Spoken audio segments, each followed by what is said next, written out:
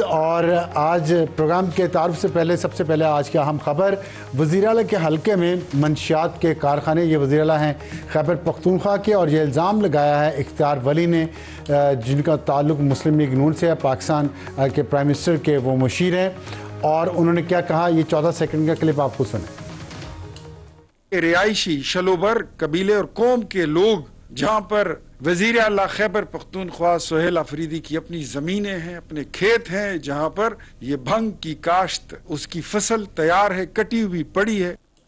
तो ये उन्होंने कहा, उन पर इल्ज़ाम लगाया है कि उनकी अपनी मलकियती ज़मीन है जिस पर भंग काश्त हो रही है, और फिर उसके बाद उससे क्या क्या बनता है और कहाँ जाता है, ये भी सुनिए।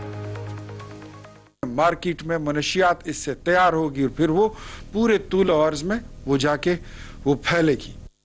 और इस बात का सबूत क्या है, ये जो इल्ज़ाम लगाया है इख्तियार वली साहब ने खैबर पख्तूनख्वा के वज़ीर आला सोहेल अफरीदी साहब पे, उसका सबूत क्या है, सुने ज़रा क्या कह रहे हैं। वहाँ के लोकल रिहायशियों को जो आपको बता रहे हैं कि ये ज़मीन सारी ये वज़ीर आला सोहेल अफरीदी साहब की है, ये उनकी मलकियत है, और ये फसल जो है ये तैयार पड़ी। मेरा ख्याल है कि इंडिपेंडेंट लोग जो हैं वो इसको सबूत नहीं मानेंगे कि ये ज़मीन, अगर किसी ने कह दी ये उनकी ज़मीन है, लेकिन कागजात क्या कहते हैं, रिकॉर्ड क्या कहते हैं, ये बहुत ज़रूरी है। और इसके बाद इख्तियार वली साहब यहाँ नहीं रुके, उन्होंने इन इल्ज़ामात का दायरा वसी कर दिया, ये सुने ज़रा। इस मनशियात के धंधे में पाकिस्तान तहरीक इंसाफ के तमाम मेंबरान से, तमाम जो अरकान पार्लियामेंट हैं, जो वजीर हैं, जो करते धरते हैं और आला ओहदेदार हैं, वो सब इसमें हिस्सेदार हैं। इन सब को भत्ता मिलता है। तो ये जो इतना बड़ा इल्ज़ाम लगा है, और 13 साल से हुकूमत है खैबर पख्तूनख्वा में PTI की, और उनके जो नए वज़ीर आला आए हैं बहुत ज़्यादा करो-फ़र्क के साथ, बहुत उम्मीदों के साथ उनको लाया गया है, और ये था कि आके वो कुछ काम करेंगे सूबे के अवाम के लिए। लेकिन उन पर ये जब से आए हैं मुस्लिम लीग नून और हुकूमती हल्के, उन पर इल्ज़ामात लगाए जा रहे हैं, सबूत नहीं दिया जा रहा। और सवाल ये पैदा होता है कि ANF जिसका काम ही मंशियात की काश्त और उसके फ़रोग और उसकी जो प्रोडक्शन है उसको रोकना है, वो क्या कर रही है। अगर राना सनाउल्लाह की जीप में से 20 किलो हेरोइन बरामद की जा सकती है, तो यहाँ उन्हें कौन रोक रहा है, अगर सबूत इतने पक्के हैं। इस पर हम अपने प्रोग्राम में अगले हिस्से में बात करेंगे।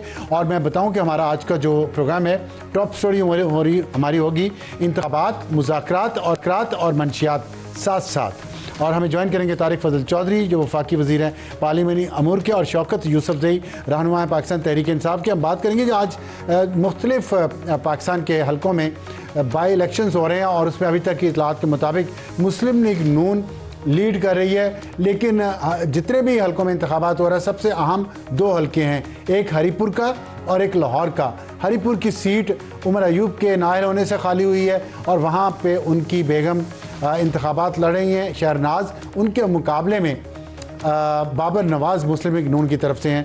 और लाहौर का दूसरा हल्का हमाद अजहर जहाँ से नाअहल हुए थे, वो सीट खाली हुई है, वहाँ भी इंतखाबात हुए। इन दोनों, हमाद अजहर साहब के वालिद के इंतकाल के बाद जो सीट खाली हुई थी, माफ़ कीजिएगा, उसमें वहाँ पे इंतखाबात हो रहे हैं। और इसलिए दोनों नशिस्तें बहुत आम है कि यहाँ पाकिस्तान तहरीक इंसाफ हिस्सा ले रही है। मुस्लिम लीग नून के मुखालिफ कोई उम्मीदवार हैं, लेकिन बाकी हलकों के इतनी तवज्जो नहीं है। और इसके बाद हमारा आज का हॉट इशू भी होगा कि बाई इलेक्शन में क्या हुआ और क्या इल्ज़ामात लग रहे हैं, कैंपेन कैसी रही, फील्ड से बराह रास्त हम आपको दिखाएंगे। मुकर्रम खान हमारे नुमाइंदा DG खान में NA 185 को कवर कर रहे हैं, उमर आसिफ हरीपुर से NA 18 को, कासिम अरशद लाहौर से NA 129, नईम कैसर फैसलाबाद से NA 96।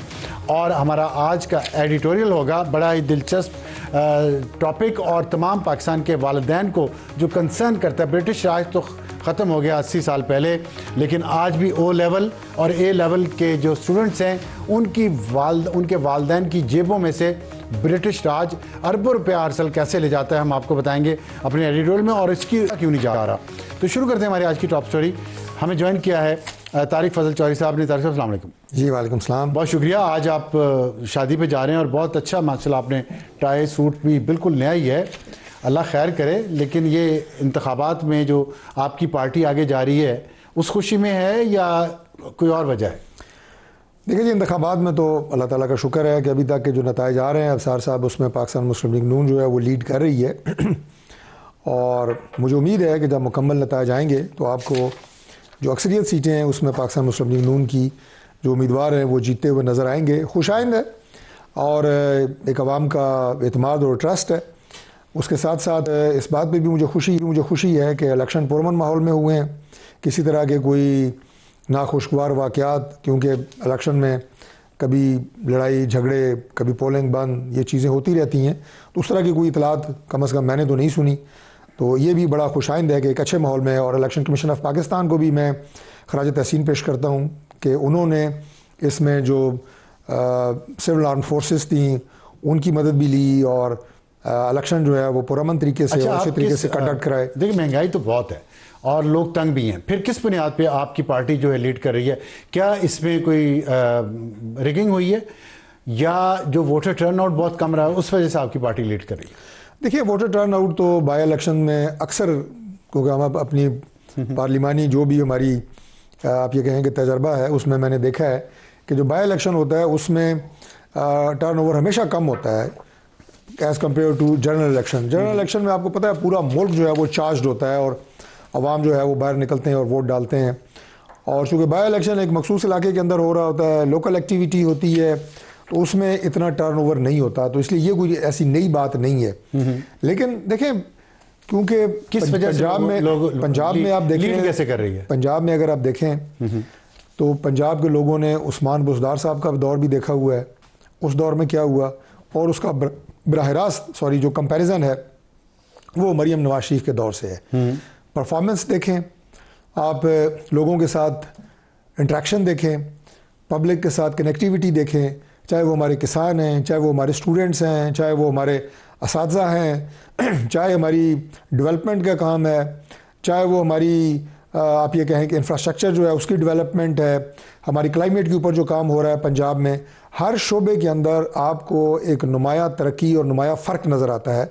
तो लोग जब ये देखते हैं कि वाकई संजीदगी के साथ और इंतहाई मेहनत के साथ यहाँ पे काम हो रहा है, तो यकीनन फैसलाबाद में जो कुछ हुआ है, जो वहाँ पे धमाका हुआ है वो फैक्ट्री में, और उससे आपको नहीं लगता कि आपकी गवर्नेंस, आपके कमिश्नर, डिप्टी कमिश्नर, उन एडिशनल कमिश्नर, इन सब पे इल्ज़ामात लग रहे हैं जो वहाँ पे पॉइंट आपकी हुकूमत ने किए हैं? मैं फैसलाबाद की इस वक्त स्पेसिफिक बात कर रहा हूँ, तो क्या है आप परफॉर्मेंस? मैंने तो देखिए पूरे पंजाब की बात की है, ये इल्ज़ाम तक लगा है कि वो पैसे लेके एनओसीज जारी कर रहे हैं नई फैक्ट्रीज के। मैंने तो पूरे पंजाब की बात की है और आपको एक कंपैरिजन दिया है कि उस्मान बुज़दार दौर वर्सेस मरियम नवाज दौर में कितना फ़र्क है जो लोगों को नज़र आ रहा है। दूसरी बात जो आपने फैसलाबाद की है, एक ज़िले की आपने बात की है, तो इस पर तहकीकात जारी है।